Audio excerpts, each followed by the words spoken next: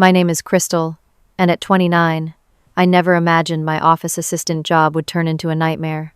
I used to love working at CorpTech Solutions until new management arrived with their cruel policies. That scorching Tuesday morning arriving early seemed innocent enough until I heard strange noises coming from our storage room. What I discovered next would change everything about how I viewed workplace authority forever. If you are watching this from your workplace, make sure to like and subscribe so we can stand together against workplace injustice. Let me tell you how I discovered what was really happening behind closed doors. CorpTech Solutions used to be a dream workplace. 4 years ago, when I started as an office assistant, the atmosphere was collaborative, supportive, and honestly, it felt like family.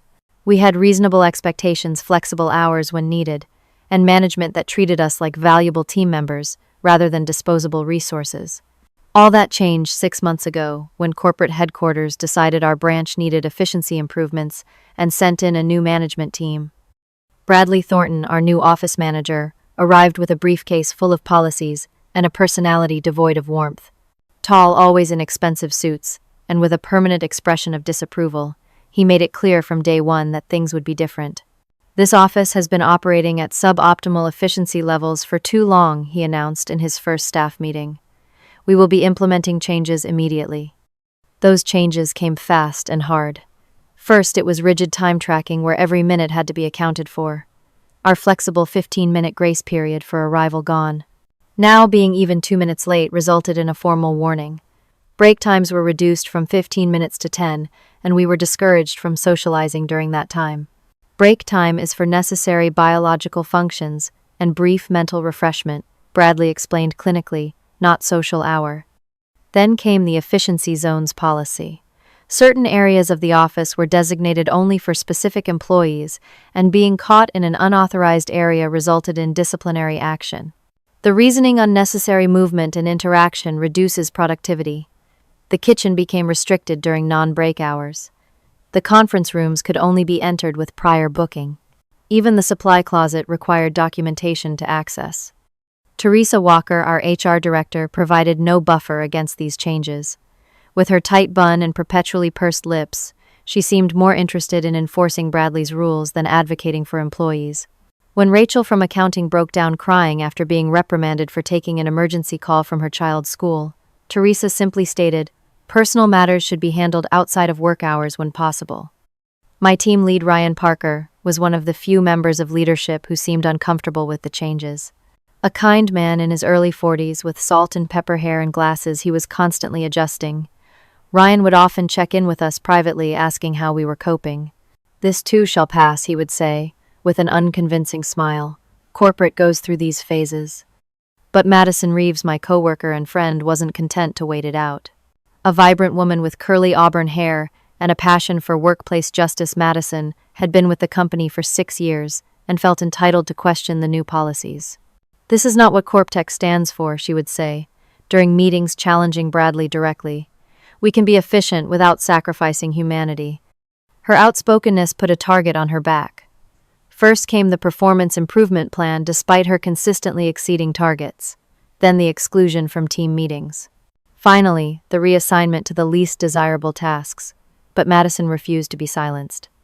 The general atmosphere in the office deteriorated rapidly. The break room, once filled with laughter and conversation, became a silent space where people quickly ate their lunches before returning to their desks. Email communication replaced face-to-face interactions.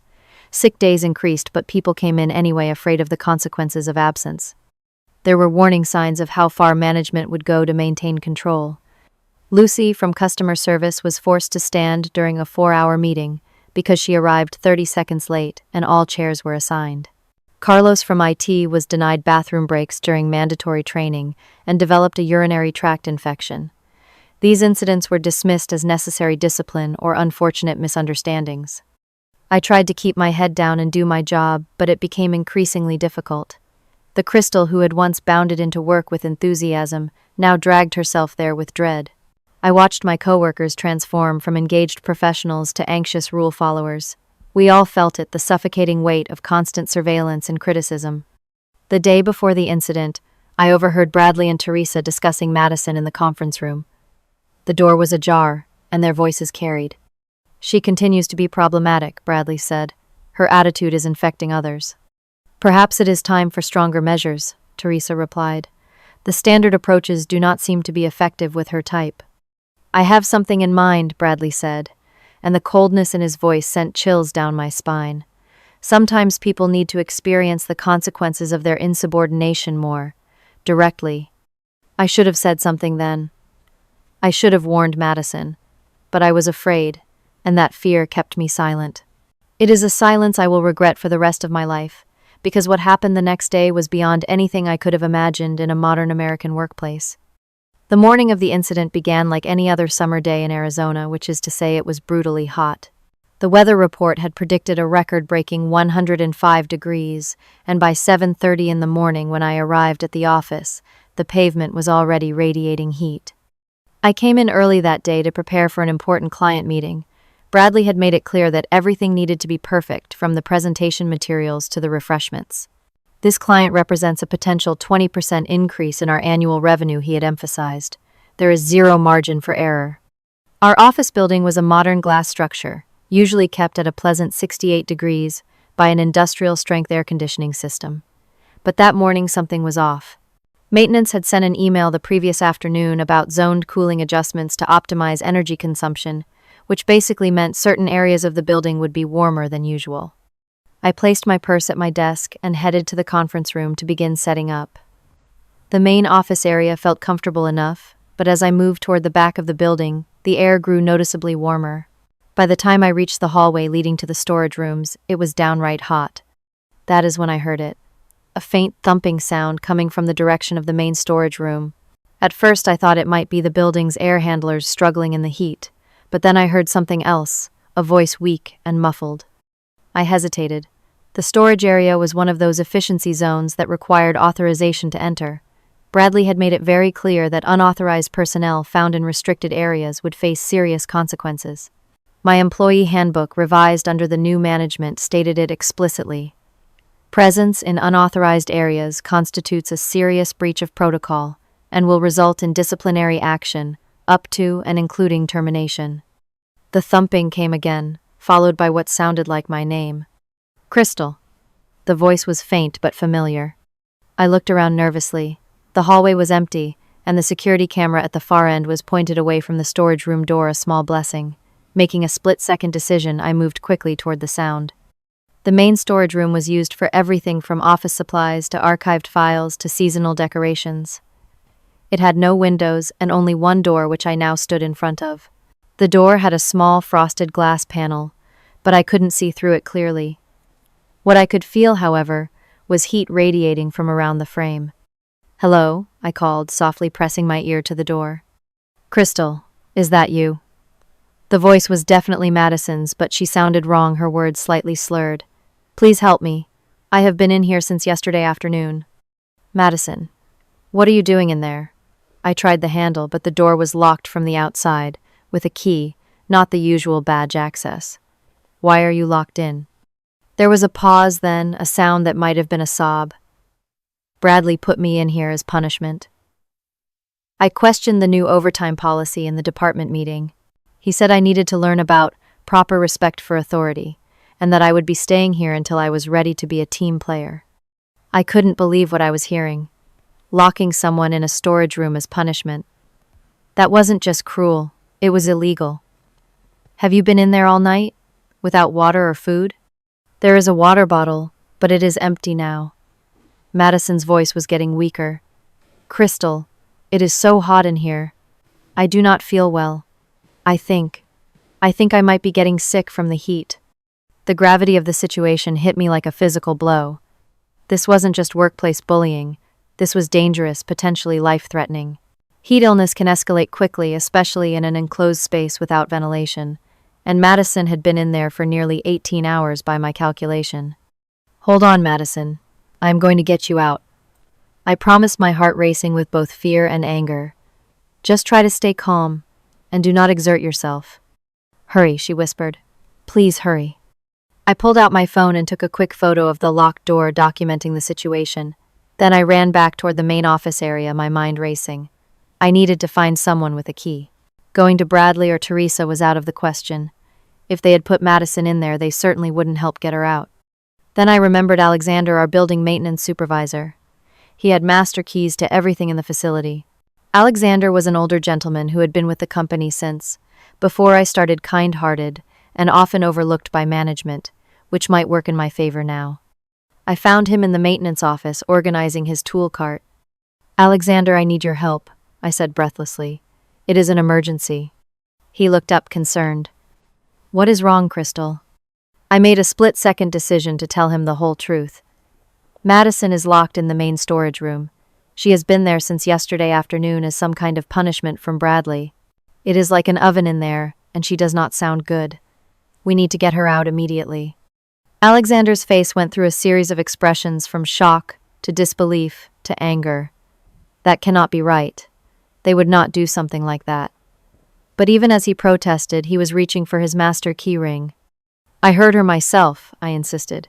"Please, we need to hurry." Whether he fully believed me or not, Alexander responded to the urgency in my voice. We hurried back to the storage room, the hallway still mercifully empty of other employees. It was not yet 8:15, and most people would not arrive until 8:30. Alexander unlocked the door, and a wave of hot air hit us as it swung open. The storage room was not large, maybe 15 feet by 20 feet, lined with metal shelving units packed with supplies and file boxes. And there, slumped against the far wall, was Madison. Her normally vibrant appearance was transformed. Her face was flushed red, her curly hair plastered to her forehead with sweat. Her blouse was soaked through, and her breathing was rapid and shallow. She looked up at us with unfocused eyes. "Oh my God," I gasped, rushing to her side. Alexander followed, his face pale with shock. "It is hot as blazes in here," he muttered, pulling a small digital thermometer from his pocket, a tool he used to check vent temperatures. He held it up in the middle of the room. After a moment it beeped. 104 degrees. Jesus Christ. I knelt beside Madison, noting her disorientation and the way her skin felt hot and dry, to the touch classic signs of heat exhaustion progressing toward heat stroke. "Madison, we are getting you out of here. Can you stand?" She tried to rise but swayed dangerously. Alexander and I each took an arm and supported her between us. As we helped her toward the door, I noticed a small camera in the corner of the room. They had been watching her suffer. We had just made it into the hallway when Bradley rounded the corner, Teresa a step behind him. They both froze at the sight of us. "What is the meaning of this?" Bradley demanded, his face darkening. "That area is restricted, and Reynolds is on special administrative leave." "Special administrative leave," I repeated incredulously. "She was locked in a room that is 104 degrees with inadequate water for 18 hours. She needs medical attention right now." Bradley's expression didn't change. Miss Reynolds was placed in a supervised reflection space after repeated insubordination. The conditions were monitored and deemed acceptable.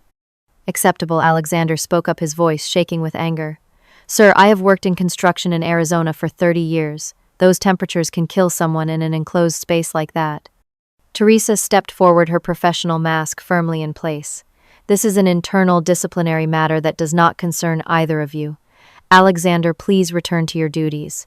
Crystal, you need to return to your desk immediately and forget about this situation." Madison, still supported between us, raised her head. This was not the first time she said, her voice weak but determined. "Sandra from accounting. Remember when she was out sick for 3 days last month after arguing about the budget? She told me they did the same thing to her, just not as long." Bradley's face tightened. "That is enough, Reynolds. You are making accusations that could damage your future employment prospects." "Are you threatening her?" I asked, unable to contain my outrage. "After what you did?" By now, other employees were arriving, drawn by the commotion. Ryan appeared from around the corner, taking in the scene with growing alarm. "What is going on here?" he asked, moving quickly to help support Madison. "They locked Madison in the storage room overnight as punishment," I explained, my voice carrying to the gathering crowd. "The temperature in there is 104 degrees. She has heat exhaustion." Ryan's face went white, then red with anger. "Is this true?" he demanded, looking at Bradley. "This is being blown out of proportion," Bradley replied coldly. "Reynolds was placed in temporary isolation as part of our progressive discipline protocol. All safety measures were considered." I pulled out my phone and opened the camera app. I am going to document Madison's condition right now, and then we are calling an ambulance. This is not workplace discipline. This is assault. Teresa's professional demeanor cracked slightly. Put that phone away immediately. Photography is prohibited on company premises without authorization. I think OSHA and the police will provide all the authorization I need, I replied, taking several clear photos of Madison's condition and the thermometer Alexander still held. Bradley stepped forward, his voice low and threatening. You are making a serious mistake, Crystal. This can still be handled internally. We can discuss a potential advancement opportunity for you if you are willing to be reasonable. The implication was clear, a bribe in exchange for my silence. I looked at Madison, at her flushed face and disoriented expression, and felt something harden inside me. The only mistake was thinking that what happens in this office stays in this office, I replied. Now please move aside so we can get Madison some help. Ryan took charge of the situation with a decisiveness I hadn't seen from him before. Alexander, can you bring your fan from the maintenance office and get some cold water bottles from the refrigerator in the break room? He turned to me. Crystal, help me get Madison to the couch in the reception area. It is cooler there and we can assess her condition better. Bradley stepped forward to block our path.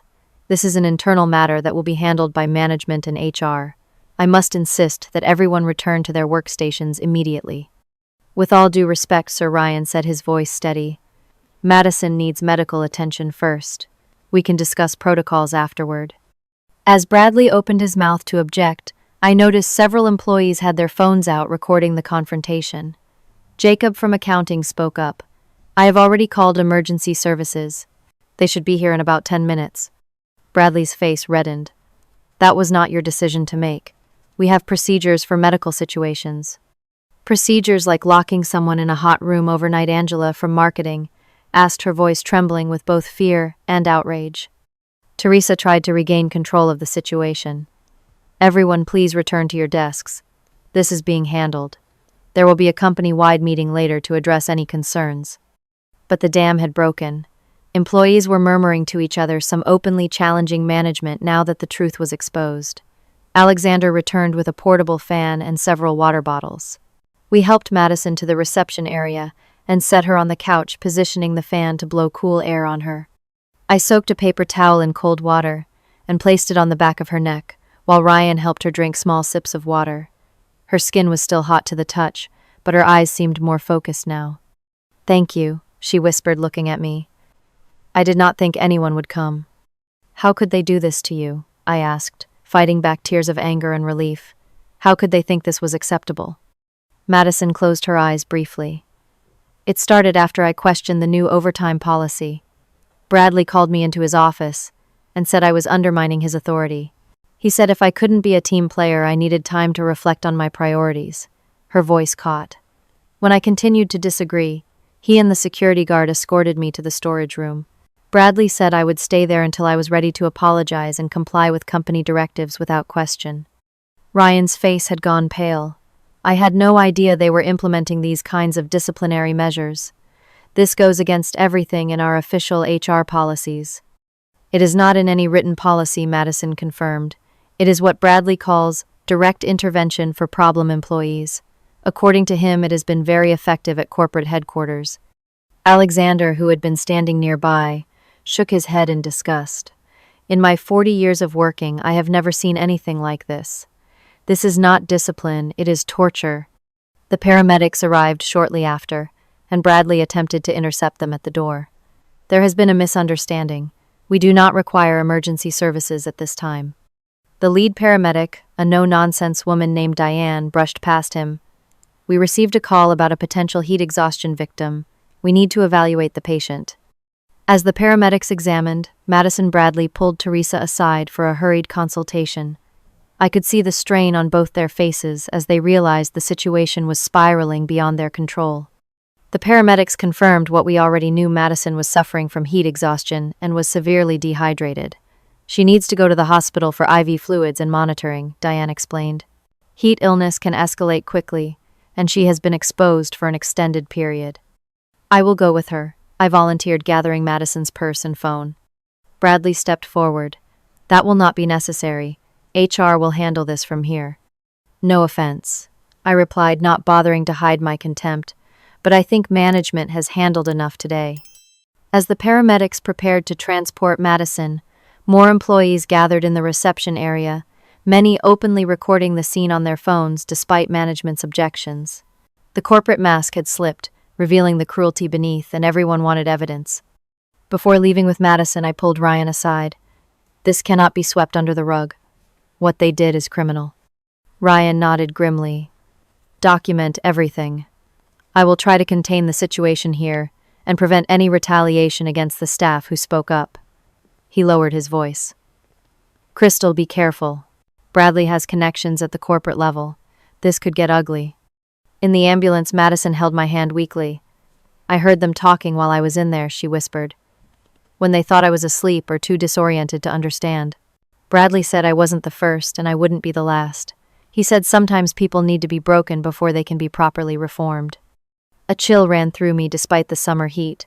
We won't let them get away with this, I promised her. Whatever happens next, they will be held accountable. At the hospital, the staff acted quickly, starting an IV and running tests to check Madison's kidney function. Heat exposure can cause organ damage if severe enough, and they were taking no chances. As they worked, a nurse pulled me aside. Was she really locked in a room at her workplace? She asked incredulously. Yes, I confirmed. As punishment for questioning company policy. The nurse's expression hardened. You know we are mandatory reporters for abuse, right? This is going in our official records, and we may need to contact authorities. I nodded, relieved that others were seeing the severity of the situation. Please do. This needs to be officially documented. While Madison was being treated, I started receiving text messages from coworkers. The office was in chaos. Bradley had called an emergency meeting where he described the incident as an unfortunate misunderstanding and claimed Madison had voluntarily entered a reflection space and then became disoriented due to a maintenance issue with the climate control system. According to Jacob's texts, several employees had openly challenged this version of events, leading to heated exchanges. Bradley had ended the meeting by announcing that any discussion of internal company matters on social media or with outside parties would be grounds for immediate termination. When Madison was stabilized, the doctor came to speak with us. She is going to be okay, he assured me. But it was a close call. Her core temperature was elevated, and she was severely dehydrated. If she had remained in those conditions much longer, this could have been much worse. Will there be a medical report documenting the cause? I asked. The doctor nodded, his expression grave. Absolutely. This is a clear case of environmental heat exposure and restricted access to water. I will be noting that in my official report. As Madison rested, I used her phone to call her sister Samantha, who arrived at the hospital an hour later, horrified by what had happened. This is insane, she kept saying. How could this happen in a corporate office? It sounds like something from a prison camp, not a workplace in America. By late afternoon, Madison was cleared to go home with her sister with instructions for rest, hydration, and follow-up care. As we prepared to leave, my phone rang. It was Bradley. Crystal, he said, his voice artificially pleasant. We need to discuss today's events when you return to the office. I think there have been some misinterpretations that need to be clarified. I will not be returning today, I informed him. I am making sure my colleague receives proper care after her ordeal. That is not your responsibility, he replied, his tone hardening. Your responsibility is to your job, which requires your presence at the office. I would hate for this incident to affect your standing with the company. The threat was clear, but I was beyond intimidation. I will see you tomorrow morning, Mr. Thornton. I think we both have a lot to discuss. After ensuring Madison was safely settled at her sister's home, I returned to my apartment and spent the evening documenting everything while it was fresh in my mind. I wrote down Times quotes and descriptions of what I had witnessed. I backed up the photos I had taken to multiple locations. I researched workplace safety laws and employee rights. As I worked, messages continued to come in from coworkers. The office had divided into factions, those openly outraged by what had happened, those afraid to take sides, and a small group of management loyalists, claiming the situation had been exaggerated for drama. Bradley had spent the afternoon in closed-door meetings with Teresa and several executives who had been called in from corporate headquarters. At 9 p.m., a company-wide email arrived from the CEO, Martin Richards, referencing unfortunate misunderstandings and promising a thorough review of branch management practices. The email emphasized the company's commitment to appropriate workplace protocols without ever directly addressing what had happened to Madison. I barely slept that night, my mind cycling through the day's events and what would come next. I knew returning to the office would be difficult, but I had no intention of backing down. What had happened to Madison wasn't just wrong, it was criminal, and I was determined to ensure there were consequences. Little did I know that the next day would bring even more shocking revelations and force me to make the most difficult professional decision of my life. I arrived at the office the next morning, 30 minutes early, determined to be prepared for whatever confrontation awaited me.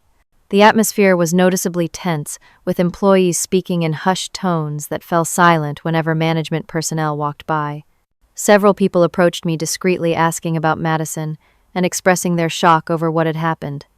"Is it true they left her in there all night?" whispered Diana from customer service. "Did she really have to go to the hospital?" asked Michael from IT. I confirmed the facts without embellishment, watching their expressions shift from disbelief to horror. It was clear that while everyone had heard about the incident, there were competing narratives circulating. Management was working hard to downplay the severity and portray Madison as a troublemaker who had exaggerated the situation. At 9 a.m., I was summoned to the conference room where Bradley, Teresa, and two unfamiliar executives in expensive suits waited. Bradley introduced them as Jeffrey Williamson, Vice President of Operations, and Linda Carrington, Senior Legal Counsel for CorpTech Solutions. Crystal Bradley began his tone patronizing. "We want to discuss yesterday's unfortunate incident and clarify some misunderstandings that seem to have occurred." Linda Carrington took over smoothly. "We understand you believe you were acting in a colleague's best interest yesterday, and the company appreciates your concern for employee welfare. However, there are protocols in place for handling internal disciplinary matters that were circumvented." "Disciplinary matters," I repeated incredulously. Madison was locked in a room with a temperature of 104 degrees for nearly 18 hours with inadequate water. The paramedics confirmed she had heat exhaustion, and the hospital had to treat her for dehydration. "What part of that follows protocol?" Bradley's jaw tightened. Miss Reynolds was placed in a designated reflection space after repeated insubordination. The elevated temperature was due to an unexpected maintenance issue with the zoned cooling system, not by design. "That is simply not true," I countered. "Madison told me you specifically said it was punishment, and that she would stay there until she was ready to comply without question. She also mentioned that this has happened to other employees before." Jeffrey Williamson leaned forward. "Those are serious allegations without substantiation. Miss Reynolds has a history of making inflammatory statements when she disagrees with management decisions." I pulled out my phone. "I have photos of Madison's condition when we found her. I have a recording of the maintenance supervisor confirming the temperature in the room. The hospital has medical documentation of her condition and its cause. How much more substantiation do you need?" Linda Carrington's expression remained neutral, but her tone hardened slightly. "Crystal, we are trying to resolve this situation in a manner beneficial to all parties. The company is prepared to offer Madison a generous compensation package for any discomfort experienced due to the maintenance malfunction, provided this matter remains within appropriate internal channels." "You mean you want to pay her off and keep this quiet?" I translated. "We prefer to think of it as finding an amicable resolution that protects everyone's interests," Teresa interjected, "including yours, Crystal. Your future with this company holds great potential." The implication was clear, another attempt at bribery. I stood my ground. Madison could have died in that room. This isn't about discomfort or malfunctions or my career prospects. This is about a dangerous abuse of power that put someone's life at risk. The meeting continued for another 30 minutes, with management alternating between minimizing what had happened and implying that my continued focus on the incident would damage my professional future. I left feeling shaken, but more determined than ever to ensure accountability. Throughout the day, the office dynamics grew increasingly strained. Employees had clearly taken sides. Ryan and a group of about 10 others were openly supportive of Madison and me, sharing information and expressing their outrage at management's actions. Another larger group kept their heads down, clearly afraid of becoming targets themselves. A small faction, mostly those who had been promoted under Bradley's leadership, actively defended management and accused Madison of creating drama for attention. During lunch, I received a call from Madison. Her voice sounded stronger, but she was clearly still shaken by the experience. "They just called me," she said, without preamble. Bradley and some lawyer. They offered me 6 months' salary and full benefits if I sign a non-disclosure agreement and attribute everything to a miscommunication and maintenance issue. Are you considering it? I asked, though I already knew the answer. Not for a second, Madison replied firmly. But they made it clear that if I do not take the offer, they will fight any claims I make and portray me as a disgruntled employee with performance issues who is exaggerating for financial gain. They have my personnel file, which Bradley has apparently been doctoring with negative reviews for months. This didn't surprise me, but it still made my blood boil. We have evidence, Madison. We have witnesses. They cannot just rewrite reality. They are certainly trying, Madison sighed. The lawyer also mentioned that they know you have been collecting unauthorized documentation and that this violates company policy. Crystal, they're going to come after you too. After we hung up, I decided to do some investigating of my own. I reached out to Sandra from accounting, who had abruptly quit the previous month.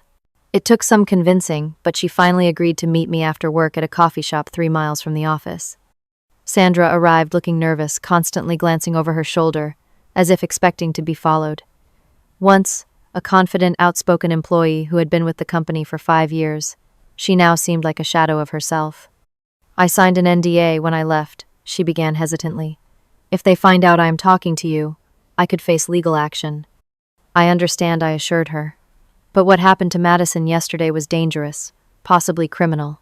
If the same thing happened to you, people need to know. Sandra stared into her untouched coffee for a long moment before speaking. It was after I challenged Bradley's budget cuts to my department. He said I was being obstructive and needed time to align my priorities with company objectives. They put me in that same storage room for 8 hours. It was hot, but probably not as bad as what Madison experienced, since it wasn't overnight during a heat wave. She looked up, her eyes haunted. The worst part wasn't the physical discomfort. It was the psychological impact, knowing that your colleagues and managers think so little of your humanity that they would treat you like that. When they finally let me out, Bradley said, "Next time it will be longer. Think carefully about your choices moving forward." "Why didn't you report it?" I asked gently. To whom Sandra countered, "HR was complicit. Going to the police seemed extreme for what they would probably view as a workplace disagreement, and I needed the reference for future employment. So I quit instead, and they offered me 3 months' salary to sign an NDA and go away quietly." By the time I returned to my apartment that evening, I had connected with 2 other former employees with similar stories. A pattern was emerging, a systematic use of isolation and discomfort as tools to break employees who questioned authority. And in each case, the company had managed to silence the victims through a combination of intimidation, financial incentives, and NDAs. I was exhausted but too agitated to sleep. My phone kept buzzing with messages from coworkers sharing information and expressing support, mixed with increasingly worried texts from Ryan warning that management was building a case against me for corporate espionage in violation of confidentiality agreements. Around midnight, an email arrived from an anonymous account. The message was brief. "Not just your branch. Happening at headquarters too. 7 of us so far. Building a case. Be careful. They are monitoring your work, email, and phone." I sat in the darkness of my living room, contemplating what I had learned and what it meant. This wasn't an isolated incident or the actions of one overzealous manager. This was a systematic approach to employee control that had been implemented across multiple locations. The company I had once been proud to work for had become something unrecognizable, an entity that valued compliance over humanity. As dawn approached, I made my decision. I would return to the office one more time, not to continue working there, but to take a final stand. Whatever the consequences, I could not remain silent in the face of such calculated cruelty. The next morning, I dressed carefully in my most professional outfit, a navy blue suit that I usually reserved for client meetings. If this was to be my last day at Coworker Solutions, I wanted to face it with dignity and strength. I packed a small box with my personal items, anticipating that I might not have the opportunity to clear my desk later. When I arrived at the office building and tried to scan my badge at the entrance, the light flashed red instead of the usual green, locked out already. I wasn't entirely surprised, but the symbolic rejection still stung after 4 years of service. The security guard Thomas approached me with an uncomfortable expression. "I'm sorry, Crystal, but I have been instructed to escort you to Human Resources. Your access has been temporarily suspended pending a review. It's okay, Thomas, I assured him, recognizing that he was just doing his job. I expected something like this. As he walked me through the familiar hallways, I could feel the eyes of my coworkers following us. Some offered sympathetic glances, while others quickly looked away, afraid to be associated with whatever trouble I was in. Ryan caught my eye from across the open office space and gave me a subtle nod of encouragement. Thomas delivered me to a small conference room where Teresa waited with a folder of documents and a carefully neutral expression. Good morning, Crystal. Thank you for coming in today despite the irregularities in protocol. You mean despite having my access revoked without notice? I replied, taking a seat across from her. A standard security measure during certain types of reviews, she explained smoothly. Now we have several matters to discuss. She slid a document across the table toward me. This is a non-disclosure agreement regarding the events of the past 2 days. It prohibits you from discussing internal company matters with outside parties, including but not limited to other employees, media outlets, social media platforms, and regulatory agencies. I glanced at the document without touching it, and if I refused to sign, Teresa's professional mask slipped just slightly, revealing a flash of annoyance. That would be unwise from a career perspective. The company is prepared to offer you a significant advancement opportunity in recognition of your years of service. A promotion to executive assistant to the regional director with a 30% salary increase and expanded benefits. A bribe, plain and simple. I remained silent, so she continued. Alternatively, if you feel you can no longer align with company objectives, we are prepared to offer a generous severance package, equivalent to 6 months' salary, in exchange for your signature on the NDA and a voluntary NEA. Resignation. And what about Madison? I asked. What are you offering her for being locked in a room and nearly suffering heat stroke? Teresa's lips thinned. Miss Reynolds' situation is being handled separately and is not relevant to our current discussion. Just then my phone buzzed with a text message. I glanced down to see it was from Madison. They're pressuring me to sign papers at my home right now. 2 executives and a lawyer showed up unannounced. Don't trust anything they say. Looking back at Teresa, I made my decision. I will not be signing an NDA or accepting a promotion or severance package. What happened to Madison was wrong, possibly criminal, and I will not be complicit in covering it up. Teresa's composure cracked further. Crystal, you need to understand the seriousness of your situation. The company has evidence that you have been collecting and distributing confidential internal information, which constitutes a breach of your employment contract. Without this agreement, the company will be forced to consider legal action. What confidential information would that be? Documentation of unsafe working conditions, evidence of abusive management practices. I don't think those are the kind of company secrets protected by my employment contract. The door opened and Bradley entered, followed by Jeffrey Williamson and Linda Carrington from yesterday's meeting. Bradley's face was tight, with barely controlled anger. I see Miss Johnson is being difficult, he observed coldly. Not surprising given her recent pattern of insubordination. I was just explaining the options available, Teresa replied. I stood up, facing all 4 of them. I have been gathering evidence of a pattern of abusive and potentially illegal management practices at this company. Not just what happened to Madison, but to Sandra, to Luis, to Priya, and others before them. Former employees who were subjected to the same disciplinary measures, and then silenced with NDAs and threats. Linda Carrington stepped forward. Those are serious allegations without merit. Any former employees who signed agreements did so voluntarily with full legal counsel available to them. Did they? I challenged. Or were they intimidated and manipulated like you're trying to do to me right now? Madison is being pressured at her home while she's still recovering from medical treatment. How is that ethical or legal? Bradley's control finally snapped. This is absurd. You have no idea who you're dealing with. This company has a legal team that will bury you if you try to pursue this. Your career will be over, not just here but anywhere in this industry.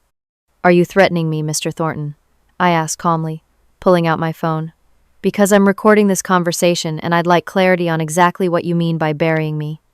The executives exchanged alarmed glances, clearly not expecting this level of preparation on my part. Additionally, I continued, I should inform you that I've already submitted a detailed report to OSHA regarding the unsafe conditions Madison was subjected to, including photographic evidence and medical documentation. I've also consulted with an employment attorney who is very interested in the pattern of behavior at this company. Linda Carrington's professional demeanor faltered. You've contacted regulatory authorities without attempting to resolve this internally first. That's a direct violation of company policy. Company policy doesn't supersede the law, I replied firmly. And the law is quite clear about workplace safety and retaliatory actions against employees.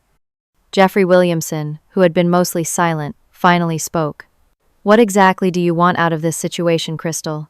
Everyone has a price. Name yours. I want accountability, I answered honestly. I want acknowledgement that what happened to Madison and others was wrong. I want assurance that these practices will stop immediately across all branches. And I want compensation for the victims not as hush money, but as recognition of the harm done to them. Bradley laughed derisively. That's not how the real world works. You're living in a fantasy if you think one disgruntled employee can change corporate culture. Perhaps not alone, I agreed. But I'm not alone. The anonymous email I received last night suggests this is happening at headquarters too, and people are already building a case. How many victims are there across the company? How many NDAs have been signed? What happens when all of this becomes public? For the first time, real concern showed on the executives' faces. Jeffrey and Linda exchanged a look that confirmed my suspicions this wasn't news to them. They were aware of the broader pattern. The potential PR disaster alone would be significant, I continued, not to mention the legal liability. I wonder how shareholders would react to learning about these management practices, or clients. What would happen to the stock price? Linda Carrington recovered first. These hypothetical scenarios serve no constructive purpose. If you have legitimate concerns, there are proper channels to address them. I've tried the proper channels. Madison tried the proper channels. Others tried before us. The proper channels locked people in hot rooms as punishment, and then covered it up. So now we're moving to improper channels like regulatory agencies and the media. The tension in the room was palpable. Bradley looked like he might explode with rage, while Teresa seemed to be shrinking into herself. Jeffrey and Linda were having a silent conversation through glances, clearly reassessing their strategy. I think we should continue this discussion at another time, Jeffrey finally said, when emotions aren't running quite so high. There won't be another time, I stated firmly. I quit effective immediately. I refuse to work for a company that treats people this way and then tries to cover it up. That would be an extremely unwise career move, Bradley warned. Without a reference from us, your prospects will be limited. I'll take my chances, I replied, gathering my belongings. My conscience is worth more than a reference. As I moved toward the door, Jeffrey made one last attempt. Crystal, wait. Perhaps we can find middle ground here. The company is not opposed to reviewing certain management practices if legitimate concerns exist. I paused, turning back to face them. Too little, too late. Madison could have died in that room. Others have been traumatized by similar experiences. And your first instinct wasn't to investigate or correct the problem. It was to silence me with bribes and threats. That tells me everything I need to know about this company's priorities. With that, I walked out feeling a strange mixture of terror and liberation. In the main office area, I saw Ryan and several others watching. Making a split-second decision, I addressed my colleagues loudly enough for everyone to hear. I've just resigned in protest of the abusive management practices at this company, including the incident with Madison. I encourage anyone who has witnessed or experienced similar treatment to document everything and consider reporting to appropriate authorities. No job is worth sacrificing your dignity or safety. Bradley emerged from the conference room, his face contorted with fury. Return to your workstations immediately. Anyone discussing internal matters will face disciplinary action. But the damage was done. As I walked toward the exit, Ryan fell into step beside me. I'm coming with you, he said quietly. I can't be part of this anymore. To my surprise, 3 other employees joined us, walking out in silent protest. As we passed through the front doors into the bright morning sunlight, I felt the weight of fear lifting, replaced by the uncertainty of what would come next, but also by the knowledge that I had stood up for what was right, regardless of the consequences. The days following my dramatic exit from CorpTech Solutions were a whirlwind of activity and emotion. Madison and I connected with Sofia Mendez, an employment attorney specializing in workplace abuse cases. When we shared our evidence and the stories we had collected from former employees, her initial assessment was blunt. What you're describing goes beyond typical workplace bullying, or even standard wrongful termination cases, Sophia explained during our first meeting. The deliberate use of dangerous conditions as punishment represents a serious violation of labor laws and potentially criminal negligence. With Sophia's guidance, we filed formal complaints with the Department of Labor (OSHA) and the State Labor Board. We documented everything meticulously, the timeline of events, witness statements, medical records, photographs, and recordings. Each piece of evidence was another brick in the wall we were building against CorpTech's abusive practices. The company's response was swift and aggressive. Within days, both Madison and I received cease and desist letters threatening legal action for defamation, breach of confidentiality, and interference with business relationships. They claimed we were spreading malicious falsehoods designed to damage the company's reputation. Standard intimidation tactics, Sophia reassured us. They're hoping to scare you into silence. The fact that they're reacting so strongly suggests we've hit a nerve. Meanwhile, the story began to spread through professional networks. Ryan, who had walked out with me, reached out to inform us that the atmosphere at the office had changed dramatically. Bradley had implemented even stricter communication policies, banning employees from discussing the incident and requiring all external communications to be approved by management. But these measures only fueled speculation and resentment. People are talking anyway, Ryan reported, just more carefully, and more employees are coming forward with their own stories of intimidation and abuse. The dam is breaking. Madison's sister Samantha, a journalism major, helped us connect with a reporter from a respected business publication who was investigating toxic workplace cultures in the tech industry. After verifying our evidence and independently corroborating key elements of our story, the reporter agreed to include our experience in a broader exposé on corporate abuse. The company's damage control efforts intensified. They sent Madison and me increasingly generous settlement offers, each accompanied by stringent non-disclosure requirements. The largest offer came to nearly a year's salary with full benefits, a sum that was tempting given our uncertain employment situations. I could really use that money, Madison admitted during a particularly low moment. My medical bills are piling up and finding a new job has been harder than I expected, with CorpTech refusing to provide references. That's exactly what they're counting on, Sophia explained. Economic pressure is a powerful silencing tool. But consider what accepting would mean not just for you, but for everyone else who has experienced similar treatment or might in the future. We declined the offers and continued building our case. Through a support group we had formed for current and former CorpTech employees, we connected with 17 individuals who had experienced or witnessed the company's reflection-based discipline. The pattern was consistent across multiple branches and stretched back at least 2 years, suggesting a systematic approach implemented from the highest levels of management. Our breakthrough came unexpectedly. An anonymous employee from corporate headquarters sent us internal communications explicitly outlining the progressive intervention protocol for alignment-resistant employees. The documents included guidelines for using environmental discomfort and reflective isolation to recalibrate employee perspectives, along with instructions for documentation that would protect the company's interests in case of complaints.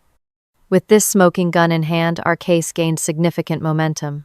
The regulatory agencies launched formal investigations, and our story finally went public with the publication of the exposé titled "The Dark Room Inside CorpTech's Abusive Management Culture." The company's stock dropped 15% the day the article was published. Clients began publicly questioning their relationships with CorpTech. Employee review sites were flooded with negative reports. The pressure was building from all sides. Throughout this period, I struggled with the personal consequences of my decision. My savings were dwindling, and prospective employers seemed hesitant once they learned I was involved in a high-profile dispute with my former company. There were nights I lay awake, wondering if I had made a terrible mistake, if standing up for what was right would cost me my financial security and professional future. Madison faced similar challenges, compounded by her ongoing recovery from the physical and psychological effects of her ordeal. "Sometimes I wonder if it would have been easier to just sign their papers and walk away," she confessed during one of our regular check-ins. "But then I remember how it felt in that room, believing no one would help me, and I know we're doing the right thing." Our persistence was rewarded when the Department of Labor announced formal sanctions against CorpTech Solutions for multiple violations of workplace safety regulations. OSHA followed with substantial fines for willful and repeated safety violations, creating imminent danger to employees.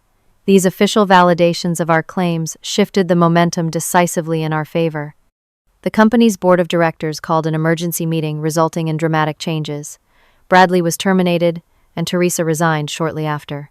A press release announced a comprehensive review of management practices and the implementation of new oversight protocols to ensure employee safety and well-being. Most significantly, the company reached out through their new interim CEO to discuss a potential settlement that would not include non-disclosure requirements. We acknowledge the serious failures in our management practices and are committed to transparency and accountability as we work to rebuild trust, the communication stated. The final settlement included compensation for all identified victims, policy changes throughout the company, mandatory leadership training, focusing on ethical management practices, and the establishment of an independent employee advocacy office with real authority to address concerns. It wasn't about the money, although the financial compensation was substantial. It was about acknowledgement and change. As the dust settled, I received an unexpected job offer from Innovate Tech, a CorpTech competitor known for its progressive workplace culture. We were impressed by your integrity and courage, the hiring manager explained. Those are qualities we value highly in our organization. Madison found a position with a workplace safety consulting firm where her first-hand experience with abusive practices became a valuable asset in helping other companies avoid similar issues. It's like turning poison into medicine, she told me, using what happened to prevent others from suffering the same way. Ryan and several other former colleagues also landed on their feet, some even finding that their stands against CorpTech's abusive culture became selling points in their job searches as more companies emphasized ethical workplace practices in their hiring. 6 months after the incident, I received an email that left me speechless. It was from Jeffrey Williamson, the former VP of Operations who had been present during my final confrontation with management. I want to apologize for my role in what happened at CorpTech, he wrote. The truth is, I had concerns about these practices from the beginning, but convinced myself they were necessary for operational efficiency. Watching you stand your ground that day forced me to confront my own moral compromises. I've since resigned and am working with a corporate ethics organization. Sometimes it takes someone else's courage to help us find our own. Thank you for that difficult gift. The message brought tears to my eyes, a reminder that change often comes in unexpected ways, and that standing up for what's right can have ripple effects beyond what we initially imagine. 1 year after the storage room incident, my life looked dramatically different. My office at Innovate Tech overlooked a small courtyard, where employees were encouraged to take breaks, have informal meetings, or simply enjoy some fresh air during the workday. The contrast with CorpTech's sterile, controlled environment couldn't have been more striking. My new workplace emphasized collaboration over control, well-being over productivity metrics, and open communication over hierarchical decision-making. It wasn't perfect. No workplace is, but the fundamental respect for employees as human beings, rather than resources, created an atmosphere where people could thrive professionally while maintaining their dignity and health. Madison and I had maintained our friendship strengthened by the crucible of our shared experience. We met for coffee every week sometimes, just to catch up, other times to support each other through the lingering effects of our time at CorpTech. The psychological impact of workplace abuse doesn't disappear with a new job or a legal victory. It leaves scars that take time to heal. I still have nightmares sometimes, Madison admitted during one of our meetings. I dream that I am back in that room calling for help and no one comes. But then I wake up and remember that someone did come. You came. I just did what anyone should have done, I replied, though we both knew that wasn't true. Many people had known about the abusive practices at CorpTech and remained silent out of fear or self-interest. No, you risked everything to help me and others, Madison insisted. That kind of courage is rare, and it made all the difference. The support group we had formed for CorpTech victims evolved into something more formal, a workplace advocacy organization called Dignity at Work that provided resources, legal referrals, and peer support for people experiencing workplace abuse. What had begun as a small gathering of traumatized former colleagues grew into a network with hundreds of members across multiple industries. I found myself being invited to speak at conferences about workplace safety and employee rights, sharing our story as a cautionary tale about what can happen when power goes unchecked and fear becomes a management tool. The first time I stood at a podium facing an audience of human resources professionals and corporate leaders, my knees shook so badly I wasn't sure I could remain standing. I am not an activist by nature, I began hesitantly. A year ago, I was just an office assistant trying to do my job well and build a career. I didn't set out to challenge a corporate culture or become a whistleblower. I simply reached a point where I couldn't walk past a locked door knowing someone was suffering on the other side. As I shared our experience, I watched understanding dawn on the faces in the audience. Many had never considered how policies created in boardrooms could transform into abusive practices when implemented without oversight or ethical constraints. Others nodded in recognition, perhaps seeing reflections of their own workplaces in my words. The most dangerous phrase in any organization is, "That's just how things are done here," I concluded, because it normalizes behaviors that should never be acceptable and silences those who might otherwise speak up. The responsibility for creating healthy workplaces belongs to everyone from the CEO to the newest hire. And sometimes it only takes one person saying, "This is wrong," to begin a transformation. The changes at CorpTech Solutions continued long after our legal battle ended. The company underwent a complete restructuring with new leadership committed to rebuilding a culture based on respect and transparency. They implemented strict oversight mechanisms for disciplinary actions, created multiple channels for employees to report concerns without fear of retaliation, and established regular third-party audits of workplace conditions and management practices. Perhaps most surprisingly, the company's performance improved under these new approaches. Productivity increased as fear decreased. Innovation flourished in an environment where people felt safe, sharing ideas and raising concerns. Employee retention strengthened, reducing the costly cycle of hiring and training replacements. 6 months after the settlement, I received an unexpected invitation to speak to CorpTech's new management team about our experience. My initial reaction was refusal, the thought of returning to that building bringing back a flood of difficult memories. But after consideration, I accepted, recognizing the opportunity to contribute directly to positive change in a place that had caused so much harm. Walking into the familiar lobby was surreal, but the atmosphere was noticeably different. Gone were the stern security procedures and cold, impersonal decor. The space had been redesigned to feel more welcoming, with comfortable seating areas and natural light. Employees nodded and smiled as they passed, a simple human interaction that had been rare during my time there. The new CEO, Laura Bennett, greeted me personally. "Your courage forced this company to confront some ugly truths about itself," she acknowledged. "We're committed to ensuring nothing like what happened to Madison ever occurs again." During my presentation to the management team, I didn't hold back. I described in detail the culture of fear that had developed, the warning signs that were ignored, and the human cost of prioritizing control over compassion.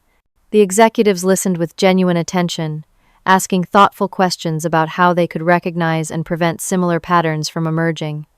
The most valuable lesson from all of this, I told them, is that workplace culture isn't created by mission statements or policy documents. It's created by what behaviors are rewarded, what concerns are addressed, and most importantly, what actions are tolerated. A company that tolerates cruelty, even in the name of efficiency or discipline, becomes a cruel company. As I left the building that day, I felt a sense of closure that had eluded me since the incident. The company that had been the site of so much trauma was transforming into something better, and I had played a role in that transformation. My personal growth through this experience has been profound. The Crystal who walked away from CorpTech a year ago was running on adrenaline and moral outrage, terrified about the future, but unable to remain complicit in an abusive system. The Crystal today is more grounded, more confident in her values, and more aware of both her own strength and the importance of community in creating change. I learned that courage isn't the absence of fear, but the decision that something else matters more. I learned that systems only have the power we collectively grant them, and that even entrenched cultures can change when enough people refuse to participate in harmful practices. I learned that healing happens in community as we support each other through the aftermath of trauma and work together to create better alternatives. Most importantly, I learned that one person speaking up can create a space for others to find their voices. The ripple effects of that day when I discovered Madison locked in the storage room have extended far beyond anything I could have anticipated, touching hundreds of lives and contributing to broader conversations about workplace ethics and employee rights. If you are facing a similar situation in your workplace, remember that you are not alone and that change is possible. Have you ever witnessed workplace practices that crossed ethical lines? How did you respond? Share your experiences in the comments below and let us continue this important conversation together. And if this story resonated with you, please like, subscribe, and share it with others who might need to hear that standing up for what is right, while difficult, can lead to meaningful transformation. Thank you for listening to my journey, and remember that every workplace should be a place where people can thrive with dignity and respect.